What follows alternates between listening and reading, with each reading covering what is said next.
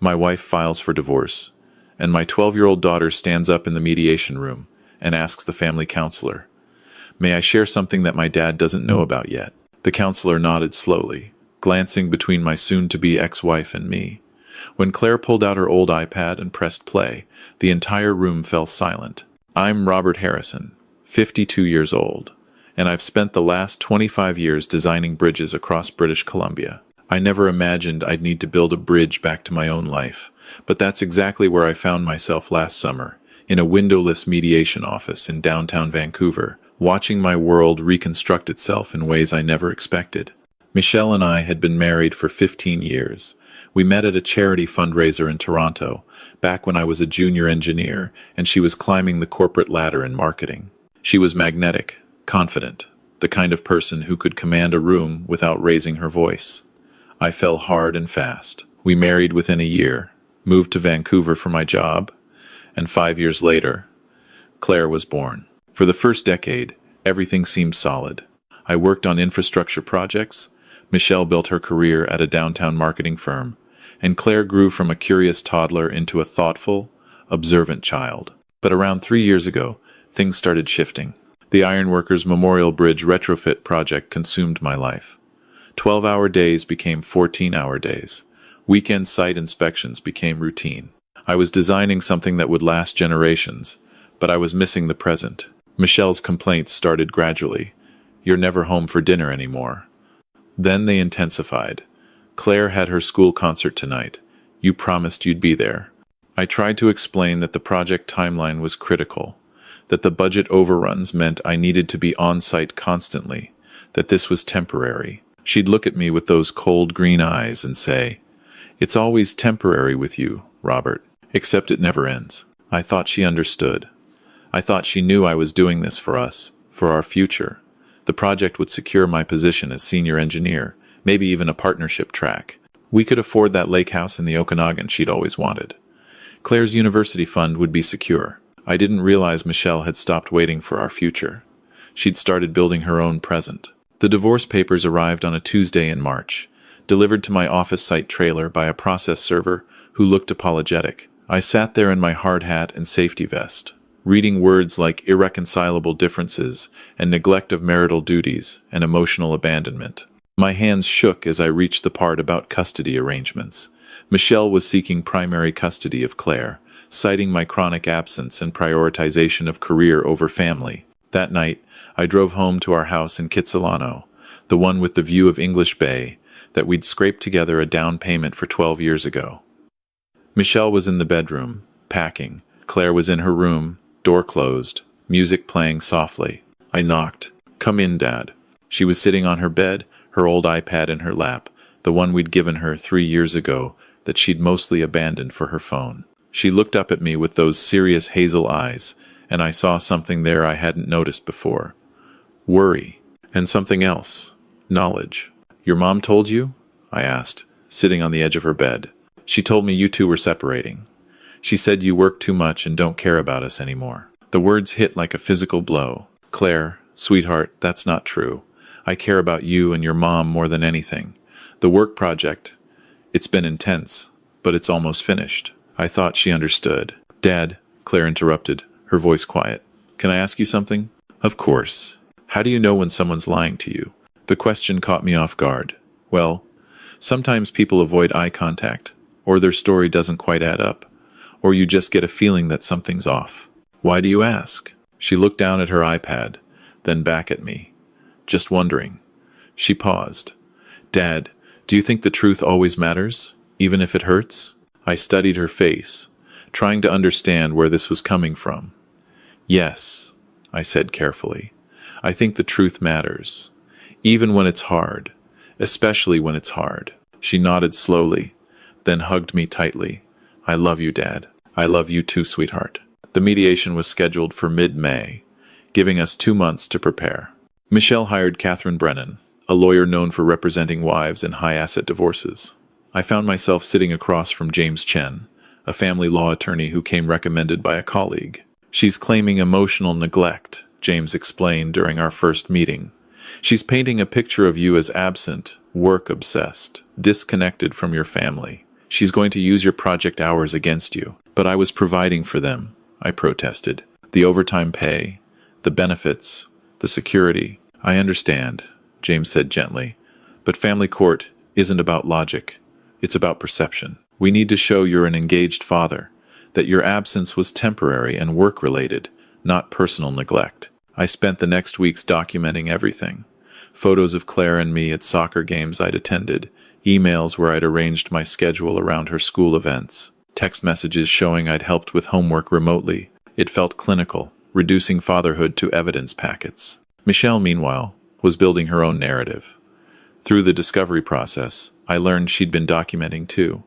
Photos of empty dinner chairs, screenshots of my working late texts, a journal where she'd recorded every missed birthday, every canceled date night, every promise I'd broken. Some of it was accurate, some of it was exaggerated, but reading it, I saw how she'd experienced our marriage, and it gutted me. Had I really been that absent?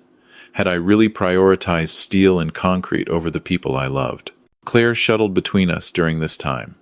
Michelle had moved into a condo downtown, and we'd agreed on a temporary schedule while the divorce proceeded. Every time Claire came back from her mother's place, she seemed quieter, more withdrawn. I tried to talk to her about it, but she'd just say she was fine. She was dealing with it. I noticed she'd started carrying that old iPad everywhere again. When I asked about it, she said she was using it to journal, that her school counselor had suggested it as a way to process her feelings about the divorce.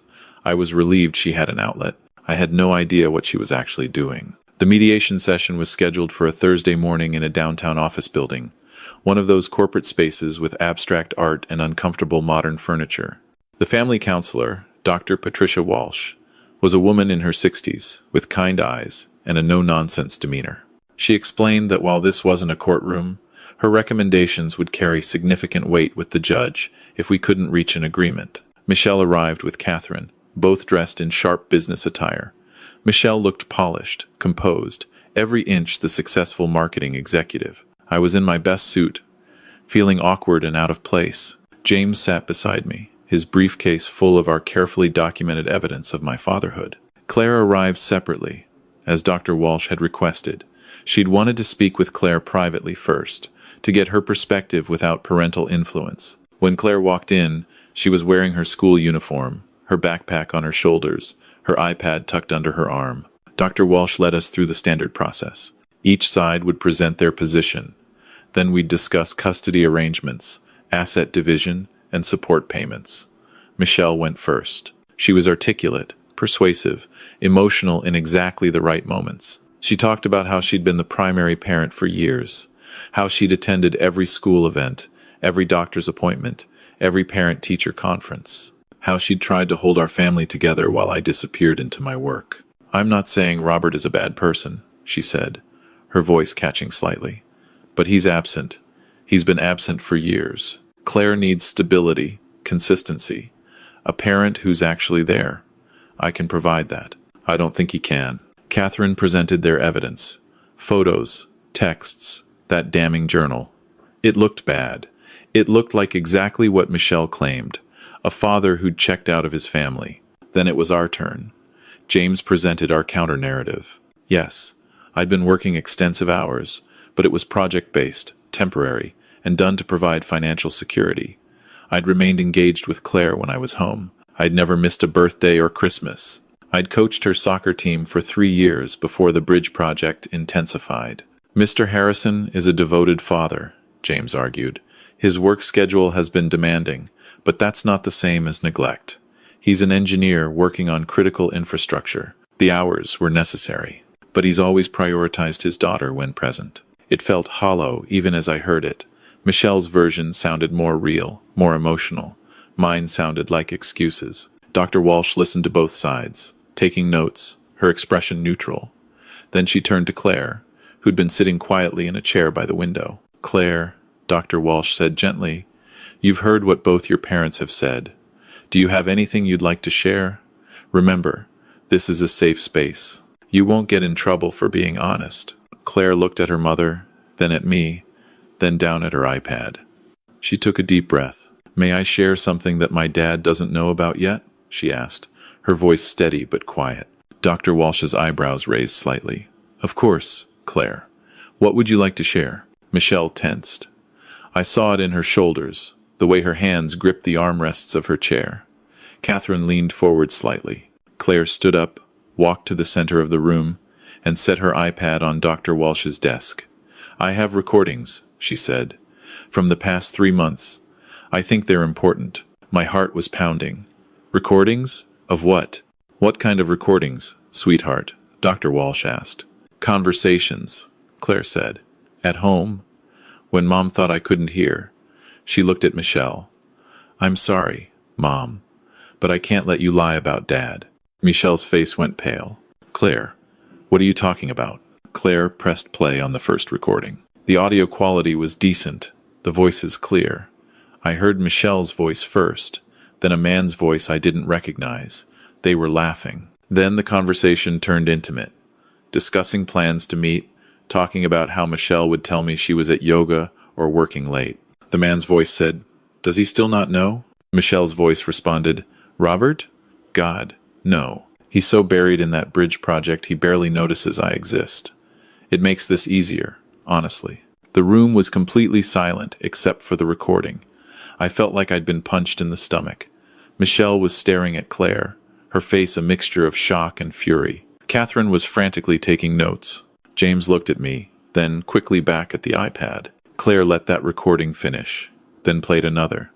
This one was from our kitchen, based on the ambient sounds. Michelle was on the phone. Kyle, you need to be patient, she was saying. Once the divorce is final, we can be open about us. But right now, I need to position myself as the victim, the abandoned wife. It's better for the custody case. No, he has no idea. He's completely clueless. My hands were shaking. Kyle. The personal trainer at the gym Michelle had been going to 4 times a week. The gym membership I'd been paying for. Claire stopped that recording and looked at Dr. Walsh. There are 14 more, she said quietly. Some are phone calls. Some are conversations at home. Some are. She glanced at me apologetically. From when he came over, when Dad was working late. Dr. Walsh had set down her pen. Claire, how did you make these recordings? My iPad, Claire said. I noticed Mom started acting differently about 6 months ago. She was happier, but in a weird way. And she was on her phone all the time, hiding it when I walked in. Then she started mentioning Dad working too much more and more. She'd say things to me like, your father doesn't care about us, or we'd be better off without him. She looked at me, and I saw tears in her eyes. But I knew that wasn't true, Dad.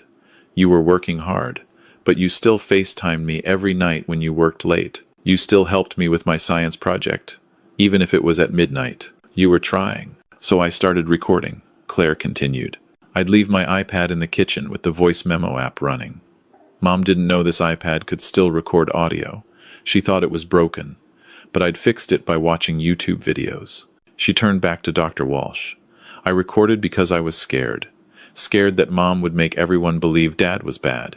And he's not bad. He's just been really, really busy. Michelle finally found her voice. Claire, you had no right. No, Claire interrupted, her voice stronger now. You had no right to lie. You had no right to blame Dad for everything when you were the one cheating. You had no right to try to take me away from him when he didn't do anything wrong. Tears were streaming down her face now, but she kept going. I heard you talking to Catherine last week, Mom. You said, by the time we're done, Robert will be lucky to get supervised visits. You were trying to take away my dad. For what? So you could be with Kyle? Dr. Walsh held up her hand. Everyone, let's take a moment. She looked at Catherine and Michelle. I need to hear these recordings. All of them. Miss Brennan, does your client want to contest their authenticity? Catherine and Michelle exchanged looks. Michelle's face had gone from pale to flushed. We need to consult, Catherine said. Take your time, Dr. Walsh said. She turned to Claire. Sweetheart, I know this must have been incredibly difficult for you, carrying this information, not knowing what to do with it. You're very brave. Claire wiped her eyes. I just wanted the truth to matter, she whispered. Dr. Walsh asked for a recess. Michelle and Catherine went into the hallway. I could hear raised voices through the door. James turned to me. Did you know? He asked. I shook my head, unable to speak. I felt like I was underwater, everything muffled and surreal. Claire came over and hugged me. "I'm sorry, Dad. I know this hurts. But I couldn't let her take you away from me." I held my daughter, this brave, intelligent, heartbroken 12-year-old who'd shouldered this burden alone for months. "You have nothing to apologize for," I managed to say. "Nothing at all." We spent the next 2 hours going through Claire's recordings. Dr. Walsh listened to each one, making notes. Some were damning in obvious ways, intimate conversations, planning secret meetings. Others were more subtle but equally revealing, Michelle coaching herself on what to say in mediation, discussing strategy with Catherine about painting me as neglectful. One recording particularly stood out. It was from about a month ago, Michelle on the phone with someone, presumably Kyle. "The timing is perfect," she was saying. "Robert's project is in its final phase, so he's working crazy hours. When I file, it'll look like he abandoned us during the most critical time. The judge will see a pattern of neglect." And with Claire's statement about how absent he's been, "What if Claire doesn't back you up?" Kyle's voice asked. "She's 12, Michelle said dismissively. "She'll say what I tell her to say. Kids always side with the parent who's actually around." Hearing Michelle's casual assumption that she could manipulate our daughter, I felt something shift inside me. This wasn't just about infidelity. This was about a calculated plan to destroy me and use our child as a weapon. When the recess ended, Michelle and Catherine returned. Michelle looked defeated. Catherine looked professional but grim. "My client wishes to make a statement," Catherine said. Michelle took a breath. I made mistakes, obviously. But Robert, you have to understand, I felt abandoned. For years. The affair was wrong, I know that. But you pushed me to it. You were never there." "That's not an explanation," I said quietly. "And it's definitely not an excuse." Dr. Walsh intervened. "Michelle, I'm going to be direct with you. These recordings are extremely problematic. They show not only marital infidelity, which isn't necessarily relevant to custody, but also evidence of deception regarding the divorce proceedings, manipulation of your daughter, and false allegations against Robert. That is relevant to custody." She paused, letting that sink in. "Given what I've heard, I'm recommending that Robert receive primary physical custody of Claire, with you having supervised visitation until you complete counseling and demonstrate you can co-parent without deception or manipulation." Michelle's face crumpled. "You can't. She's my daughter. And you were willing to weaponize her against her father," Dr. Walsh said, not unkindly but firmly. "Claire needs stability and honesty. Right now, Robert is better positioned to provide that." The legal fallout took weeks to settle. Catherine withdrew from Michelle's case, citing ethical concerns about potentially false allegations. Michelle had to hire new representation. The custody arrangement became formal. I received primary custody. Michelle got 1 supervised visit per week and 1 video call per week, with provisions for review after 6 months of counseling. But there were other consequences too, ones I hadn't anticipated. 2 weeks after the mediation, I got a call from Tom, an old friend who'd referred me to James. "Hey, weird question," he said. "Do you know a Kyle Patterson?" "Michelle's personal trainer," I said bitterly. "Why?" "His wife just filed for divorce. Apparently someone sent her recordings of her husband discussing his affair. She's taking him to the cleaners." I looked over at Claire, who was doing homework at the kitchen table. She caught my eye and gave a small shrug. "Good," I said. "Kyle lost more than his marriage. His gym fired him for ethical violations, having affairs with clients. Last I heard, he'd moved to Alberta, trying to start over. Michelle's career took a hit too. Someone I never asked who, but I had my suspicions leaked the story to her company's HR department. While they couldn't fire her for personal issues, her credibility was damaged. She was passed over for a promotion. She moved to a smaller condo in Surrey. The life she'd been building with Kyle evaporated. I tried not to feel satisfaction about any of it. Mostly, I just felt sad. Sad for what we'd lost. Sad for the years wasted. Sad for what this had done to Claire. Claire and I spent that summer rebuilding our relationship. I took 3 months off work, something I'd never done before. We drove up to Whistler, went hiking in the Rockies, spent weekends at English Bay watching the sunset. We really talked about everything. About the divorce, about her feelings, about what she'd gone through recording those conversations. "I felt like a spy," she admitted one evening as we walked along the seawall. I felt guilty, like I was betraying Mom, but I also felt like if I didn't do something, you'd lose me, and I couldn't let that happen. You shouldn't have had to carry that, I said. That wasn't your burden to bear. But someone had to tell the truth, she said. And the adults were all so busy fighting and lying, I didn't think anyone else would. In September, I went back to work, but differently. I turned down the partnership track. I took a position with regular hours, no weekend work, no extended overtime. Yes, it meant less money. Yes, it meant slower career advancement. But it meant being there when Claire got home from school. It meant cooking dinner together. It meant I could actually keep promises. Michelle and I eventually developed a functional co-parenting relationship. It took time, therapy, and a lot of difficult conversations. She completed her counseling, took responsibility for her actions, and gradually earned back unsupervised time with Claire. I don't think Claire will ever fully trust her again, but they're rebuilding something. It's not what it was, but it's real. A year later, Claire and I were sitting in Stanley Park, feeding peanuts to the squirrels. She was 13 now, taller, more confident. The weight she'd carried had lifted. "Dad," she said, "do you regret working so hard on that bridge project?" I thought about it carefully. I regret the time I missed with you. I regret not seeing what was happening in my marriage. But I don't regret the work itself. That bridge will serve thousands of people for decades. That matters too. But we matter more, she said. You matter more, I confirmed. Always. And I'm sorry it took almost losing you to really understand that. She leaned against my shoulder. You didn't lose me, Dad. You never could have. I just had to make sure everyone else knew that too. Looking back now, I understand something I didn't then. Claire didn't just save me from losing custody.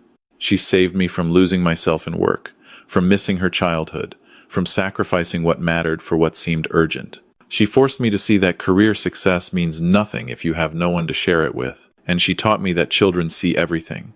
They notice the absent chairs at dinner, the missed recitals, the broken promises. But they also notice the efforts, the late-night FaceTimes, the attempts to be present even when you're physically absent. They're keeping score, and they understand more than we give them credit for. The truth, I learned, doesn't always arrive through logical arguments or carefully documented evidence. Sometimes it comes through the clear eyes of a child who simply refuses to accept lies, even when those lies would be easier for everyone. Michelle made choices that destroyed our marriage, but I made choices too, choices to prioritize work over presence, to assume Michelle would always be there waiting, to take my family for granted. Neither of us were blameless. The difference is, Claire saw through both of our failures and chose honesty over comfort.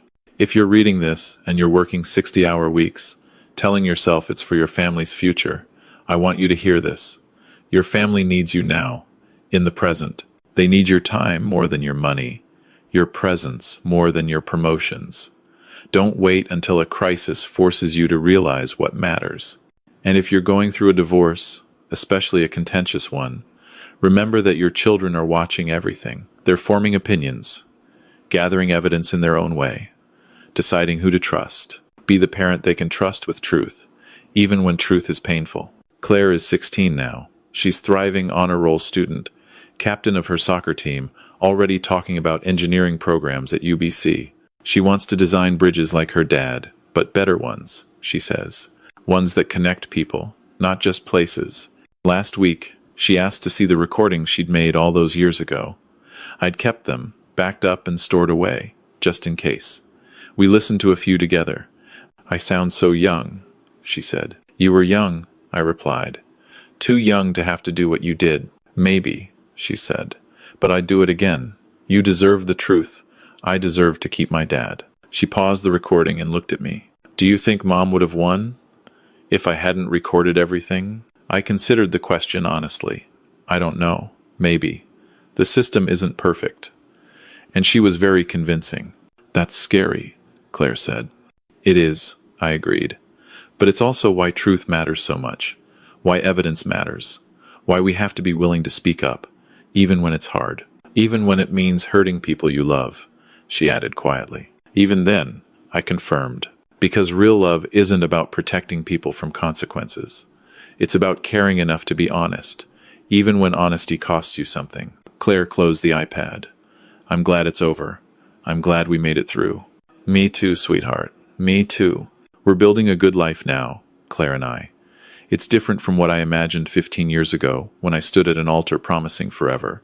But it's authentic. It's present. It's built on truth rather than assumptions.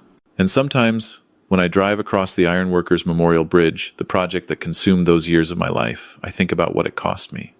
A marriage, certainly. Years of my daughter's childhood, partially. My certainty about what mattered, completely. But it also gave me something unexpected. It gave me a daughter brave enough to demand truth when adults were choosing comfortable lies. It gave me a second chance to be the father I should have been all along. It gave me perspective on what actually holds weight when everything else collapses. Bridges are designed to bear loads, to withstand stress, to connect two sides over impossible divides. I spent years building one from steel and concrete, but the most important bridge I ever built was the one back to my daughter, constructed not from engineering plans but from honesty, presence, and the courage of a 12-year-old girl who refused to let lies define our story. That bridge will last longer than any structure I ever designed, and unlike the bridge across the inlet, it's one I cross every single day, grateful for the foundation that almost broke but held when it mattered most.